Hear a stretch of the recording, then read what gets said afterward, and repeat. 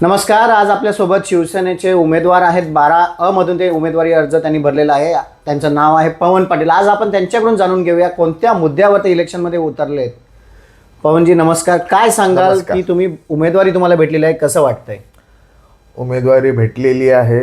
सरनाईक साहेबांनी आणि शिवसेनेच्या माध्यमातून माझ्यावर विश्वास टाकलेला आहे. त्याबद्दल सर्वप्रथम मी त्यांचे धन्यवाद मानतो आणि माझ्या जनतेचे 12 क्रमांक प्रभागमधील माझ्या जनतेचे पण धन्यवाद मानतो की त्यांचे आशीर्वाद मला मिळत आहेत. जितकं मला माहिती आहे पवनजी की तुमचं म्हणजे घराणं जे आहे ते राजकारणाशी निगडीत आहेत, पण पहिल्यापासून शिवसेनेशी तुम्ही एकनिष्ठ आहात. माझी आई पूर्वी नगरसेविका होती, वर्षा किरण पाटील. आम्ही नवघर रोडला राहायचो. मी इकडचा भूमिपुत्र आहे. माझी आई नगरसेविका असल्यामुळे तिच्या माध्यमातून राजकारणाचा बाळकडू तर मला मिळालेलंच होतं.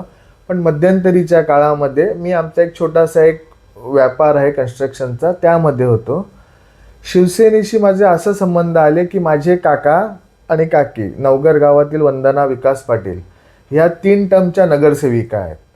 त्यामध्ये त्यांच्या प्रचाराच्या माध्यमातून माझा शिवसेनेशी संबंध आला. बाळासाहेबांच्या शिवसेनेपासून ते आता शिंदे साहेबांच्या शिवसेनेमध्ये मी कंटिन्युअस कार्यरत आहे. त्यांच्या प्रचाराची यंत्रणाच मी हाताळायचो. तुम्ही सांगितल्याप्रमाणे की तुम्ही शिवसेनेशी निगडीत आहात, तुमचं शिवसेनेत काम आहे, इतक्या वर्षापासूनचं एकनिष्ठ आहात. तुम्हाला जी उमेदवारी दिली गेली तेव्हा कसं वाटलं? तुम्ही स्वतःहून उमेदवारीसाठी इच्छुक होता का? त्याची एक खरं म्हणजे गंमतच आहे. सरनाईक साहेबांनी मला फोन करून बोलवलं, पवन तुला 12 नंबरमधनं OBC विभागातून उभं राहायचं आहे.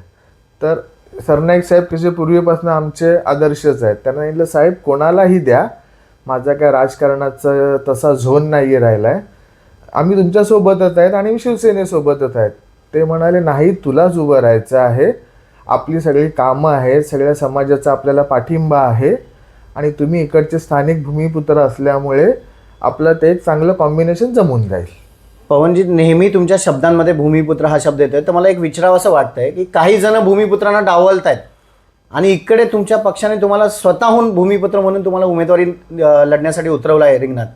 काय सांगाल याबाबत? आदरणीय शिवसेनेचे आमचे मंत्री जे आहेत प्रताप सरनाईकजी, ह्यांचा शब्द असा आहे की त्यांना भूमिपुत्र असो, सगळ्या समाजाची लोक असो, सगळ्यांना सोबत घेऊन जाणं हे त्यांचं मुख्य काम आहे. त्याच्यामुळे जिथे तिथे त्यांना शक्य असेल तिथे भूमिपुत्रांना न्याय हे त्यांचा पहिला अजेंडा. प्रत्येक समाजाच्या लोकांना सोबत घेऊन ते जात असतात. त्याच्यामुळे समोरची लोक भूमिपुत्रांचा वापर फक्त त्यांच्या राजकारणासाठी करतात, बाकी वेळेला त्यांना टिश्यू पेपरसारखं साईडला करतात. पण सरनाईक साहेबांमध्ये हाच फरक आहे की भूमिपुत्रांसाठी ते नेहमी अग्रेसर राहतात. तुम्ही जरी शिवसैनिक असला तरी राजकारणात तुमचं म्हणजे वेगळं करिअर आजपासून सुरुवात झालं, आत्तापासून सुरुवात झाली, पण या अगोदर तुम्ही व्यवसाय काय करत होता? आमचा एक छोटासा कन्स्ट्रक्शनचा बिझनेस आहे.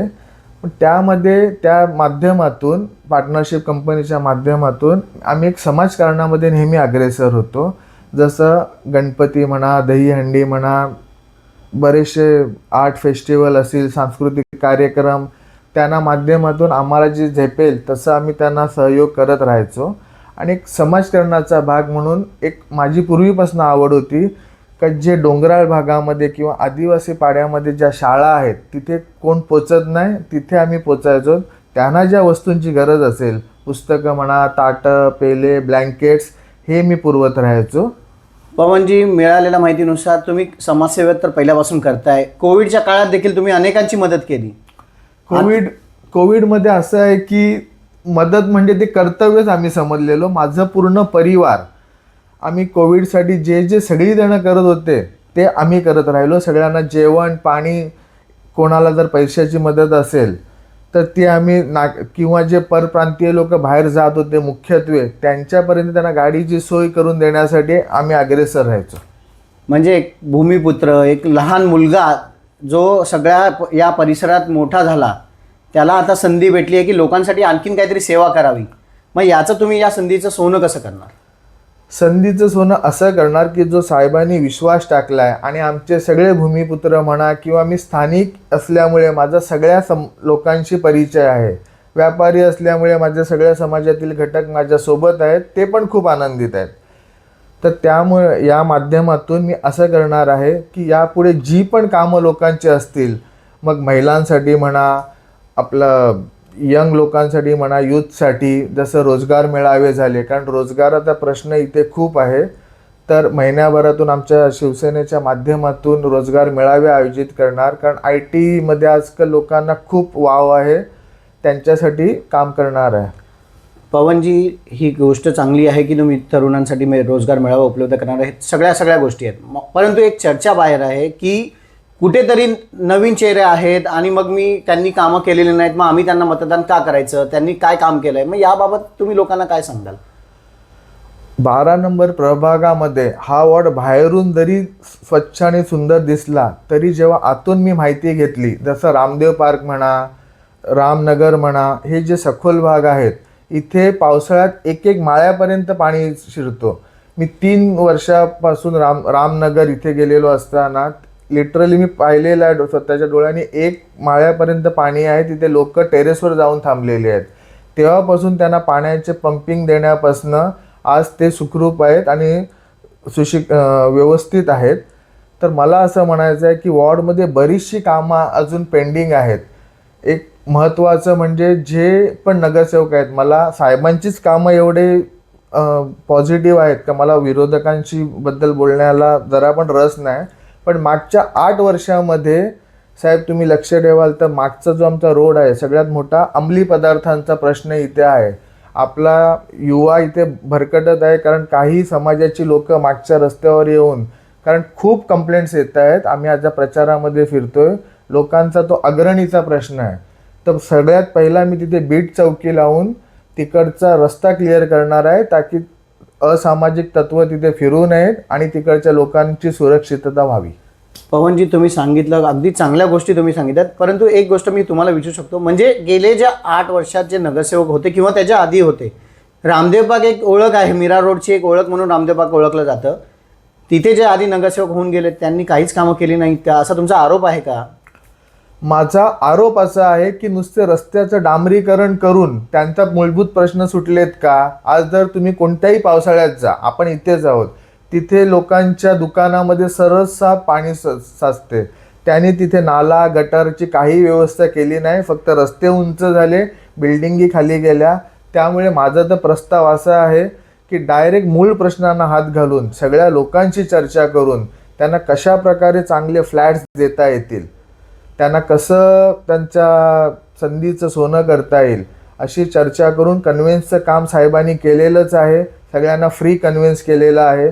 त्याच्या पुढची स्टेप सगळ्यांना विश्वासात घेऊन, कारण मी व्यावसायिक असल्यामुळे 100% लोकांना विश्वासात घेतो, मगच आम्ही कामं करतो. म्हणजे त्यांचं एक जीवन पुढचं सफल होऊन जाऊ दे, अशी माझी इच्छा आहे. तुमची लढाई आता 15 तारखेला लक्ष्मण जंगम जे BJPचे आता उमेदवार आहेत, कोणत्या मुद्द्यांवर तुम्ही त्यांच्या विरोधात रिंगणात उतरला आहात आणि कशा प्रकारे तुम्ही जिंकाल असं तुम्हाला वाटतं? मुळात माझी लढाई ही BJPशी नाही आहे किंवा त्यांच्या कॅन्डिडेटशी पण नाही आहे. आमची लढाई आहे ते आमच्या साहेबांनी केलेली कामं, आम्हाला जी कामं करायची आहेत ती वर्सेस निष्क्रियता, भ्रष्टाचार. मागची 10 वर्ष ज्यांच्या हातात सत्ता होती त्यांना युती का नको होती? कारण त्यांना एक हाती अंमल हवा होता. म्हणजे सरनाईक साहेब हे सगळं करू देणार नाहीत, त्याच्यामुळे त्यांनी युती नाही केली. आणि मागचे 8 वर्ष तुम्ही जर माहिती घ्याल तर इथल्या नगरसेवकांची पण लोकांना नावं माहिती नाही आहेत, जे गायबच आहेत.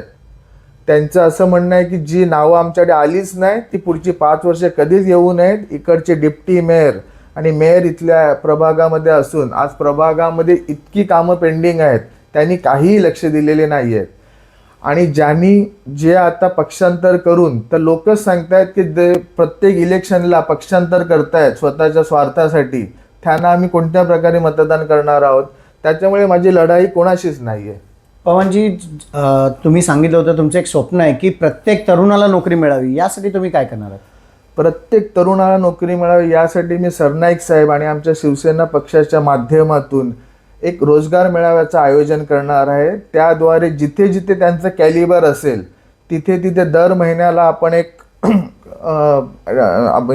इंटरव्ह्यूज घेऊन सगळ्यांचे प्रत्येक कंपनीमध्ये प्रत्येक फील्डमध्ये ज्याला जे शक्य होईल तिथे त्यांना लावणार. म्हणजे रोजगाराचा प्रश्न हाताळला की युवकांचं एक समाधान असतं. रोजगारावरून तुम्ही बोलला, तुमची सत्ता जेव्हा पालिकेत येईल त्यानंतर इथल्या पहिला मीरा भाईंदरच्या स्थानिक लोकांना महानगरपालिकेत नोकरी मिळावी यासाठी तुम्ही लढणार का? आमचे सरनाईक साहेबांच्या माध्यमातून स्थानिकांना पूर्वीपासून प्राधान्य दिलं जाते. शासकीय यंत्रणामध्ये त्यांना कशा प्रकारे सामावून घेता येईल यासाठी मी जास्तीत जास्त प्रयत्न करणार आहे त्यांच्यासाठी. हे होते पवन पाटील आणि त्यांनी कोणत्या मुद्द्यावर निवडणूक लढणार आहेत ते रिंगणात उतरलेले आहेत. आता जे काही विजय असेल, जो काही निर्णय असेल तो आपल्याला 16 तारखेला समजणारच आहेत.